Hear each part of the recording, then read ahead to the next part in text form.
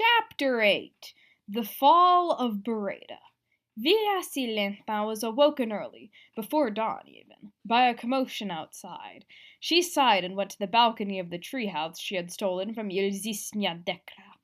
It had belonged to Lins once, but then he married Ilzisnia, and their family outgrew it, though he held on to it until he died.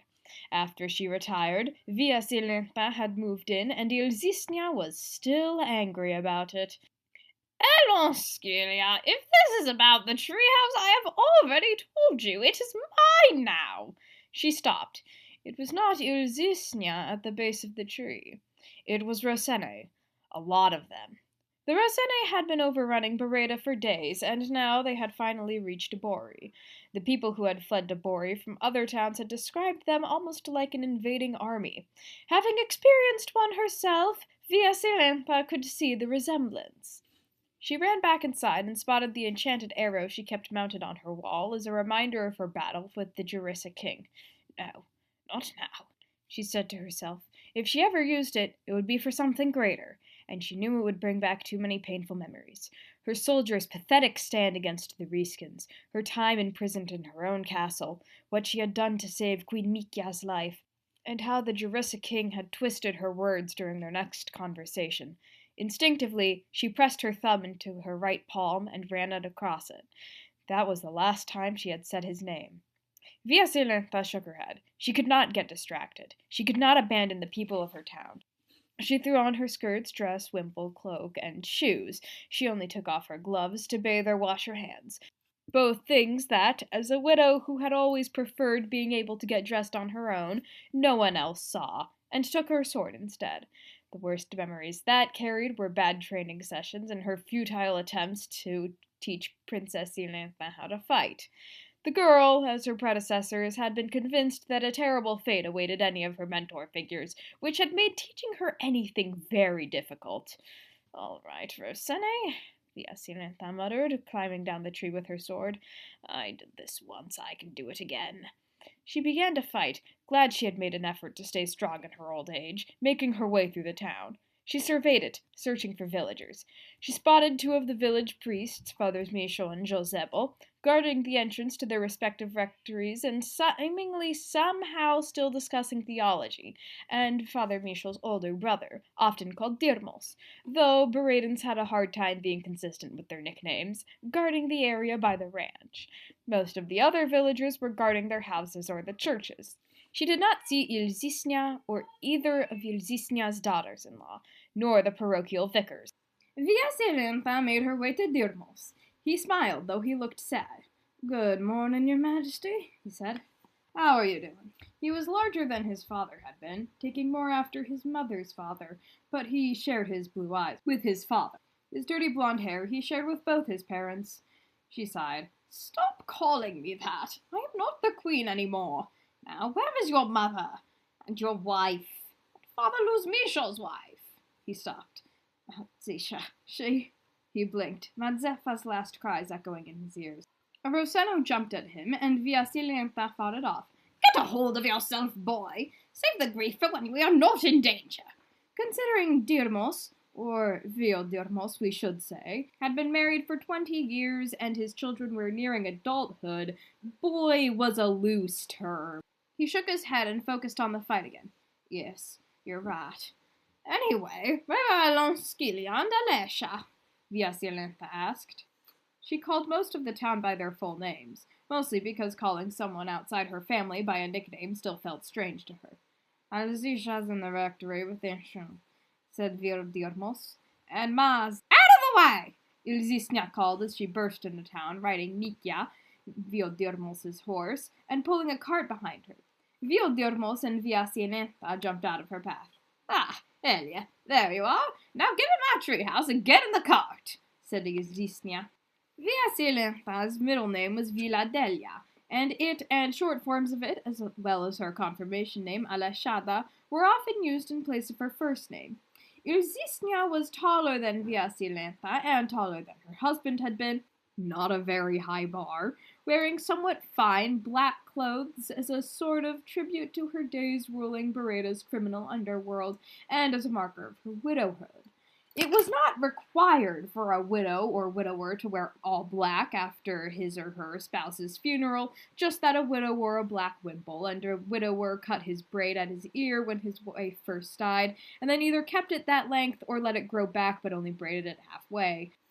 Nonetheless, many kept wearing all or mostly black, except to Cara on solemnities where dark and gloomy colors were frowned upon. Most wore at least something black, not counting a widow's black wimple.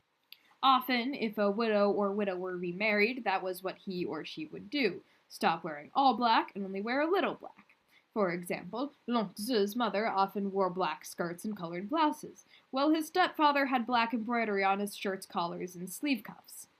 Silenda sighed. "I have already told you, it is mine now." She climbed in anyway.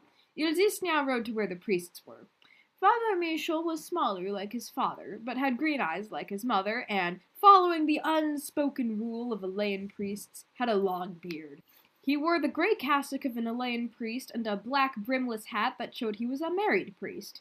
As a Quinian priest, Father Josebo was wearing a black cassock with a stiff white collar and a round, wide-brimmed hat with cords tied around it, both of which matched his cassock. Both wore thick sashes that matched the color of his cassock. Father Michel's buttons were not as visible as Father Josebo's and off-center, and his clothes were looser, though both had full sleeves. "Father Michel, get your family an issue and get in," Ethicica said. Silenda frowned. She did not really like how everyone called Father Michel by nicknames. She thought that priests should be called by their full names. It had taken her a few months to get used to the fact that being married was perfectly normal for Elaine priests, and was surprised when he mentioned his wife or children, who numbered in the double digits, and made up 3/4 of Jarissa and Elinsco's grandchildren. Father Michel shook his head. "She can't really travel normally, let alone in the middle of the largest Rosene attack in decades. And I can't leave Bori. We need both our priests, especially now. Ethicica and the children are staying here too." "Technically not the largest, since there have been attacks like this all over Boreda and Lassia," Silenda pointed out. Father Michel sighed. "You know what I meant. Just get the children, except Inchus, and get out. Inchus is in the most danger. Look, I ain't letting nothing happen to them. I'll die before I let the Rosene in here, and even if they get past me, they gotta get past Ethicica. She'll protect that child as fiercely as she protects ours." Ethicica had raised 12 children and was a skilled mage, though she preferred to identify herself simply as a housewife or a priest's wife. When someone hurt her and Father Michel's children, it was not his, nor even the siblings' retribution that they feared. It was hers, and her mother-in-law's. Ethicica might have given up her life of crime, but she could certainly still make someone disappear in the night and turn up bruised and broken 2 weeks later, or mysteriously fall in the river. Viobras appeared in a seeming storm of fur, claws, and spears, very angry about his name day being disturbed, especially by the Rosene. He may have been an old Michka, but he was still a formidable fighter. He was large, with amber-brown eyes and orange tabby fur, with a patch of white at his throat. He wore a red cloak embroidered with fish and candles, in honor of his patron, Saint Bras, a doctor, fisherman, and candlemaker. His shirt was yellow and had similar patterns. Despite having spent years living in Boreda, he still preferred to dress in a more Ozinin style. He found his way over to Ethicica and hopped in the cart. The storm around him subsided. "Right, what are we waiting for? Let's go," he said. "My children ain't coming. I've tried." One was sick and could not travel, one had a wife who could not travel, and the third wanted to stay back and protect his sister and Enchun. Their children had all wanted to stay with their parents. "We're waiting," Ethicica said with a glare at Father Michel, "for my son to see some sense." Father Michel glared back at her. "I ain't letting nothing happen to Enchun or the baby. Ethicica, the children, Rosene, his children, and I will protect them with our lives, as will, I'm sure, half the village. Now I'm sure that Saint Magria's up there, praying for them. Saint Luchon's too." Saint Magria was the patroness of mothers, women carrying children, and unborn children. She had died to protect her children, or as many as she could, since she had been carrying another who died with her. She and the child had later appeared to her husband and other children, and told them that the child was a girl and her name was Luchonsa. "Your other children are staying with you?" Violdermos asked. "The older ones will. Ronzeuse will, too," Father Michael said. "I hate it as much as you do, dear Gizmo, but Jarisse gone through that over 12 times. She can tell it's too close. It'd be better for her to have that child here than while traveling." Jarisse said, "All right, fine, but if she or that child dies, it's your fault." "I know. I'll protect them with my life." Jarisse gathered up a good number of the village children and half her grandchildren, and they fled to Bori, heading north to Ardera. It took a few hours, but they eventually thought they had gone far enough and that they would be safe, stopping in the village of Bezvigno. The ride there was subdued, everyone thinking about what had happened, the loss of their home, the death of Madzefa, and the worry for their families, for Enchu and Ronzio and their child. Despite both being full-grown men with wives and children, one with 12, trained by one of the greatest swordsmen in recent history, and the woman who used to be one of Boreda's most notorious criminals, Violdermos still felt protective of his younger brother, and still saw him as more of a little boy. It was mostly due to the fact that the gap between their ages was several years long, and filled with children who died before they reached 12 years. He did not like that they had left him or his family back in the village. He hated that 2 of his children and half his nieces and nephews had insisted on staying behind as well, wanting to protect Enchu and her child. Jarisse and Viobras were having similar thoughts. They had lost enough of their children and grandchildren, and could not bear the thought of losing more. Viobras was especially worried for his old daughter and his younger son's wife, as well as their newborn son. Once they arrived in Bezvigno, they began working out lodging arrangements for everyone. "Nensel, you're going to stay with my other children and me?" Violdermos asked. Viasilenta smiled, as she did whenever Violdermos called her by a nickname, but she shook her head. She thought it was funny that the same man who claimed he called her by her old titles out of habit also called her by nicknames seemingly by instinct, and before retiring almost everyone had called her by her full name, and usually her title as well. "No, I cannot. I must go talk some sense into my fool of a daughter," she said. "You complain about me saying foolish things, but here you go insulting the Queen," said Jarisse. "You are not the Queen's mother." Jarisse sighed. "Anyway, if you're going, then so am I. You owe me a treehouse." "I do not. It is mine now," Viasilenta insisted. Viobras sighed. "You're leaving me alone, Kilisija, after all we've been through?" He always used the more northern, urban shortening Quilia, rather than Ilia, which was mostly used in rural areas in the south. Then there was Skilia, which had an association with areas so rural that Carvinho would consider them backwoods. And the south. "You ain't coming with us?" Rizisnia asked. He shook his head. "No. The Ethicica is going to go with you, and with you two and Viasilenta gone and the priest back in Bori, there ain't no one to look after them, so I'm staying behind. Besides, I'd rather be a few hours away from my children than on the other side of the country." "I never thought I would see the bane of my early reign concern for a people who fled their home," said Viasilenta. Viobras rolled his eyes. "Viasilenta, just 'cause I used to run a band of criminals don't mean I don't have no heart."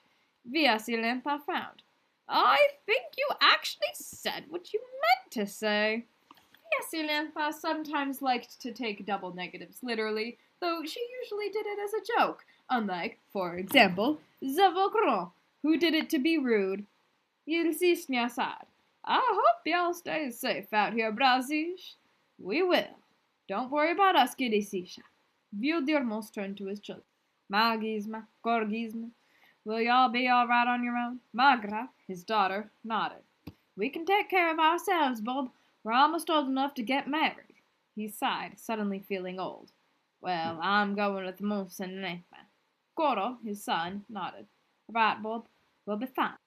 Violdermos sighed again. "All right. Stay safe. And I know your boss is in a land priest, but that don't mean you can go back to Boreda for the liturgy, or that you gotta walk 4 hours to find an Elaine church. It's fine just to go to Lacaria." They nodded, and Violdermos turned back to his mother and Viasilenta. "Ma, Sila, I'm coming with y'all. It's dangerous to go alone, and I don't trust you not to steal Mikya. Dear Gizma, I haven't stolen no horses in years, Ethicica protested, and both exaggerated. Well, I'm still coming. Silenda nodded. Then let us go. They took Mikya and rode to Casedo. That night, Vildermos cut his braid and cried in his mother's arms like a little boy. She fought back her tears as long as she could, trying to stay strong for her son, though she lost eventually. She had loved Madzefa as much as she loved Vildermos and Father Michel, and her son losing his wife was bringing up her memories of Nice's death. At least she had been able to go to his funeral. Vildermos would not have that, since Morris would not wait forever for the dead to have their proper respects paid, and they could not go back to Bori. The hair he had cut would not be buried with her, though he did bury it. Silenda only allowed herself to mourn after her companions were asleep. Even now, she could not let herself show emotion until she was alone. They reached Casedo a few hours before the Queen and her party would return. State your business, said the guard. I am la Silenda, Villa Delia Aleshadia, Quinia, Evaria, Boreza, Anieria, Ezaniera the 13th, former Queen of Quinia, called Queen Silenda the Restorer, daughter of Queen Varelia Orompa Inia Boreza Quinia the First, called Queen Varelia Orompa the Beredan, goddaughter of the late Princess of the Gireni, Princess Riza Girenta, mother of Queen Silenda Josadelia Farelia Ezaniera Quinia Gresha, the 14th, current Queen of Quinia, goddaughter of the late Lady Jarissa, Lady Carisha Deria, and grandmother of Princess Silenda Miadelia Magria Gresha Quinia, the current Jarissa, and heir to the throne of Quinia, goddaughter of the Lady Soledo, Lady Inia Farelia Songenta, Silenda said. She preferred to identify herself as the daughter of her mother, despite her father having been the monarch, due to the disdain many people had for Beredans. Queen Farelia Orompa had also been known by another title, one much more insulting, and not just because it only used the first part of her name. Silenda had only taken one name from her mother, because many of the Boredan nobles under Alayan rule had refused to take names from their Alayan parents or spouses, so had fewer last names than most other Quinian nobles, and some, like Queen Farelia Orompa, had only one. These are my companions, Lavia Eronskilia Azefa of Bori, called Ilzisnia Dekra, daughter of Ribeiro, goddaughter of Caresha, and her son Ulvio Dirmisho Josebo Decro nis Bombir of Bori, son of Elinsco, grandson of Corino, the widow and firstborn son of Elinsco Borniro of Bori, called Elinsco nis Bombir, son of Rogero, and companion to Queen Mikya Azestavka Riska, late Queen of Riska, who was the niece of the Mad King of Riska, and who aided in his defeat and that of the Jarissa King, along with Elinsco nis Bombir and myself. I am here to speak with my daughter, Silenda continued. Ilzisnia frowned at the title. Vildermos looked down, and Ilzisnia took his hand. Both of them thought it was funny when Silenda treated Ilzisnia and Denise's titles like a noble's last names and added them to Vildermos's name. Silenda had forgotten how much she hated going through all the names and titles. She might as well just hand them a family tree, or 3, a map and sacramental records too, maybe a history book. She had worried a couple times that she would lose track of whom she was talking about. Why did Quinian nobles have to have so many last names? Queen Silenda is not here. She has been on a diplomatic mission for almost 2 weeks now, said the guard. Silenda was surprised he had paid attention long enough to actually hear her reason for being there. Then I will wait for her. They were let in and went to the throne room. Ilzisnia and Vildermos went to the side to wait, but Silenda sat on her daughter's throne. Lesha, ain't that a bad idea? Ilzisnia asked. She spoke in Quinian instead of in dialect, which surprised Vildermos. She was a little out of practice speaking it, but was not too bad. "Oh, calm down," said Via Silenda. "I will give it back when she returns. Who knows how long it'll be until then? It had better be soon. She cannot ignore the country like this." Via Silenda's words sounded harsh and angry, but she was worried for her daughter and granddaughter. It should not have taken her so long. The furthest she would have gone was to the Jarenne, so it should have only taken a week or two. What had delayed her?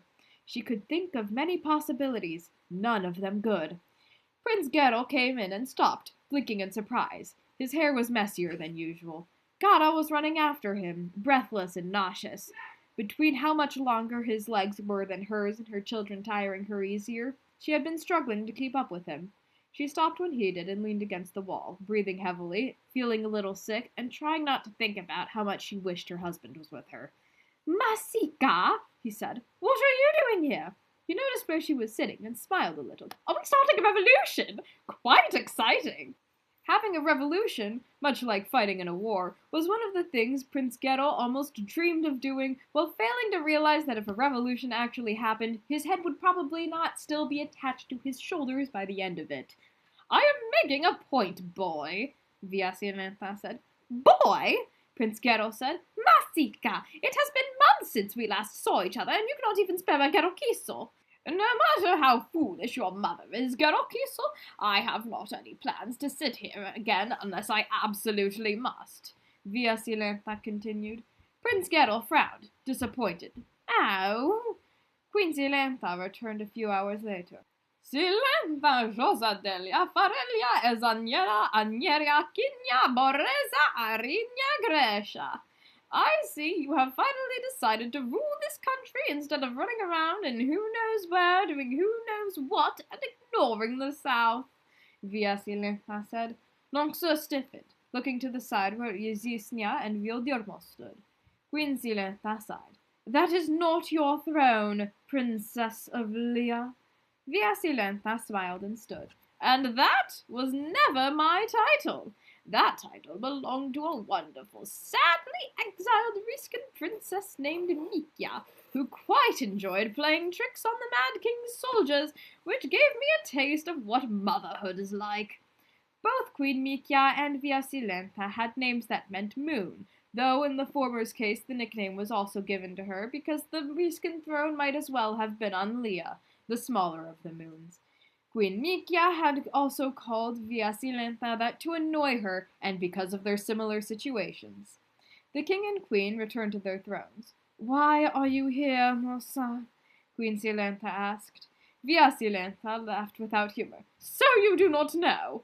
Lonxo fidgeted anxiously, reciting a prayer asking for the intercession of Saint Magria in dialect under his breath. "Know what? I have been back for about 5 minutes, Mossa," Queen Silenda said. Lonxo's manners were fighting a war with his worry. "A few days ago, Bombir was raided by the Rosene. It has been compared to an invasion, and, as someone who has experience with this, I can agree with them. Considering the raid on Bombir and the fall of Saravine a few days before that, it is safe to say that Boreda is essentially under her control." Cara took note of this. Prince Guero wondered how easy it would be for him to get to Boreda. King Ridero made a note to tell everyone not to let the prince leave the city, especially not through the southern gate. "No!" Lonxo cried, his fear finally breaking through his manners. If he were calmer, he might have been able to hear his mind's version of Zebocron, chiding him for his outburst.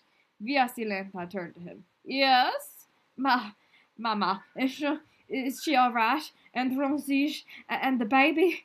His accent had thickened significantly in his fear, but he did not slip into dialect. He rarely did when he was there or around someone like Zebocron. Esche had raised Lonxo mostly on her own, but Rosene had helped her, and eventually they had decided to marry.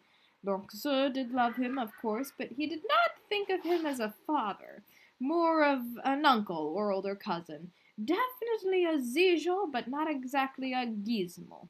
He had not had a problem accepting his step-siblings, and they had not had a problem accepting his mother, but for some reason Lonxo was having difficulty thinking of Ronzio as his father.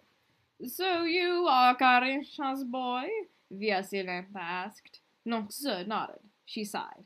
As far as I know, they're all right. Your Musa and her child have Rosene, both priests, 2 of your Dirmos's children, and probably half the town protecting them. He sighed, relieved that they were at least not dead, to Via Silenda's knowledge. But he was not sure which was worse, leaving his mother and sibling there, or moving them past all that. Well, Musa, is that all? Queen Silenda asked. No, Via Silenda said. You need to end this foolish war and pay attention to the Rosene. The whole reason this happened is because you and Lady Quinia disagreed over how to solve the problem. Being angry and fighting solved nothing. Cara did want the war to end, but disagreed with Via Silenda on why it had started. Queen Silenda sighed. The Soledo are all liars, traitors, and spies. Anger sparked within Cara. Then Thefia coughed and she nearly laughed. I will admit I was confused. They were attacking us, but now I know. They have allied themselves with the Rosene. Princess Silenda fidgeted uncomfortably. Via Silenda laughed. Cara felt like doing the same. Working with the very people who nearly wiped them out? Preposterous! Queen Silenda sighed again. Do you know why we were gone for so long? I assume it was for the silly war. In a way, yes. One of our guards, Elinsco of Sillery, was captured by the Rosene and the Soledo allies. Via Silenda blinked. Elinsco. She looked to Elinsco, Nonxeux, and Thefia, recognizing as Agnalosa, Arcania, and Zoreson. The blood drained from her face. Oh, no. She looked back to her daughter. Silenda, end this war. Now! And teach your daughter how to fight. Her voice was fearful. Cara took note both of Queen Silenda's explanation and Via Silenda's reaction. Queen Silenda sighed. Musa, I explained about 10 seconds ago why I cannot end this war. This is serious, Silenda. Something is happening. Something bad, and I doubt it is the Soledo that you are so focused on. A messenger entered, fidgeting nervously as messengers often did. Sending messages was a hazardous business, especially bad messages. Sorry, is this a bad time? He asked. Queen Silenda sighed. No, it is fine. Tell us your news. The messenger fidgeted with his collar, shifting his weight from foot to foot. News has just come from Zavine. He hesitated. Spit it out, boy! Via Silenda snapped. The messenger jumped. The Nazi have entered the war on the side of the Soledo. We're at war with them! He blurted out. Via Silenda shouted several words that a noblewoman was not expected to say. The messenger yelped and ran away. Princess Silenda gasped. Her father was surprised, but did not show it. Prince Guero grinned, taking mental notes. Theodirmos blinked. Ilzisnia smiled. Cara almost laughed and was impressed by her creativity. Elinsco and Thefia glanced over to see Lonxeux's reaction. He raised his eyebrows. Musa! Queen Silenda exclaimed. Just because you have been living in Boreda for the past few years does not mean you can forget your manners. Excuse me, Ilzisnia said. Via Silenda crossed her arms. I thought I was your mother, not the other way around. And what are you implying about Boredans? Queen Silenda looked over to where Vildirmos and Ilzisnia stood, finally noticing they were there. How long have you been there? The whole time, said Ilzisnia. You are the wife and son of Elinsco Bombir? Vildirmos nodded. Yes, Vildirmos and Mama is Ilzisnia. His voice caught on his new title, and Ilzisnia squeezed his hand. He spoke in Quinian, but it sounded a little awkward. Lonxeux could almost hear Zevelcron's corrections of it and his lecture on how to properly speak to the Queen. This casualness was causing his mother some anxiety. Ilzisnia had lectured him on why speaking in dialect was a bad idea while they were waiting for the Queen to return. She and Elise had taught their sons how to speak Quinian when they were young, as they had both learned the hard way how people often reacted to their dialect. But they had never left Boreda before the Rosene attacked, and so had no reason to use it. Prince Guero looked up, practically bouncing from excitement. He had the chance to talk to the wife and son of Elinsco Bombir. Ulvio Dirmisho of Bori, son of Elinsco, and Lavia Elonskilia of Bori, daughter of Riberlo, Via Silenda supplied. Ilzisnya chuckled. Vina, I didn't know that was my name until I was at least 10, and don't call me Via. She did not know why, but she did not like being called Via. Perhaps she did not like the reminder that her husband was dead, even 17 years later. Perhaps she just did not like titles. Perhaps they reminded her of the people who had mocked her for her accent and her dialect when she was a girl, lost and lonely in an unfamiliar and dangerous place, or of when she was Danya Ilzisnya, leader of the Boredan crime world. Perhaps, despite what her joking would imply, she did regret what she had done. Queen Silenda turned her glare back at her mother. You brought a criminal here? Ilzisnya scoffed. Please, I haven't done no crimes in decades. Longue-Sœur could almost hear Zebocron saying, So you admit it! Then why do you talk about it every 2 seconds? Violdirmos muttered. I heard that, dear Gizmo. Via Silenta nodded. What she said about not committing crimes, but without redundant negatives inadvertently inverting my meaning and in the third person. Longue-Sœur sighed and Ilzisnya rolled her eyes. Prince Guero was reminded of Zebocron. Via Silenta frowned. Did the guard not tell you who was with me? I suppose I was distracted, wondering why my fool of a mother was here, Queen Silenda said. Via Silenta narrowed her eyes. The only fool I see is the one in front of me. Besides Guero, of course, and I do not mean Elinsco, since she is not in my line of sight. Lada! Ilzisnya snapped. Masika! Prince Guero said. Via Silenta ignored them. Now, if you will excuse me, I have a letter to draft. So you will stay here? Queen Silenta asked. Via Silenta nodded. Of course I will, she sighed. King Rileso was planning how he would get through however long she would stay there with the same gravity he had been using to plan the war. Oh, goodness, Queen Silenta said. Sila quizá Elinsco and Longue-Sœur. Find her and her companions a place to stay. Thefia, get some rest. It has been a long 2 weeks. Resha, make sure the prince does not bother our guests, and then go rest. I am sure you have had a long 2 weeks as well. Guero, please make her job easy for once. She knew Elinsco and Longue-Sœur needed their rest as well, probably more in Elinsco's case, but she knew they probably had questions for them. She also knew that these questions would likely include sensitive information that she did not want her impulsive son and a woman she had only known for a month to know. Prince Guero scowled. I have made her job easy plenty of times. No, you haven't, Cara said.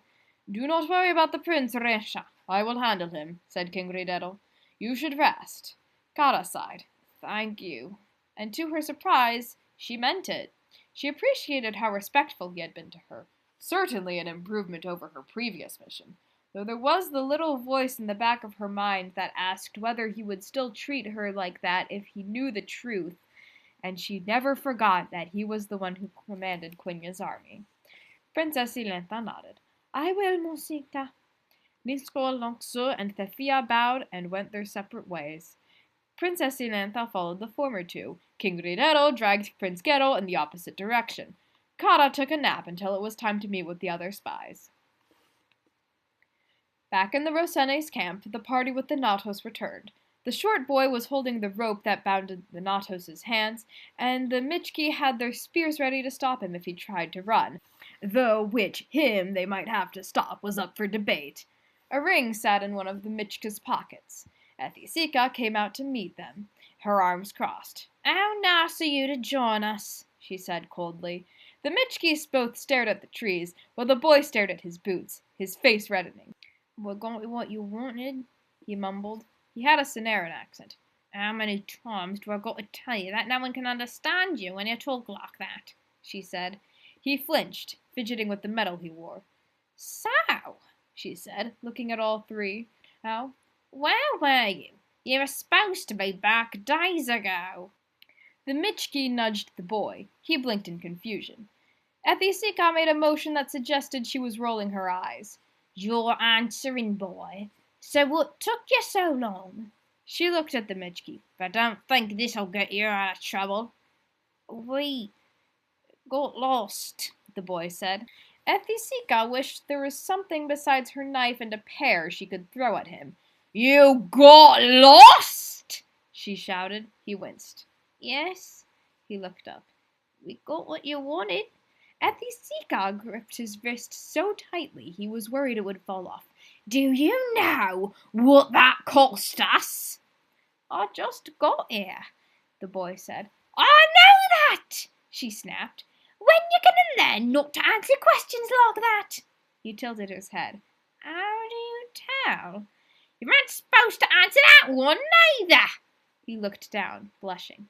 Anyway, we had that boy in our hands. We were so close. All we needed was for you three to come back, Ethicica said. But no, you got lost. And do you know what happened the day you were supposed to come back?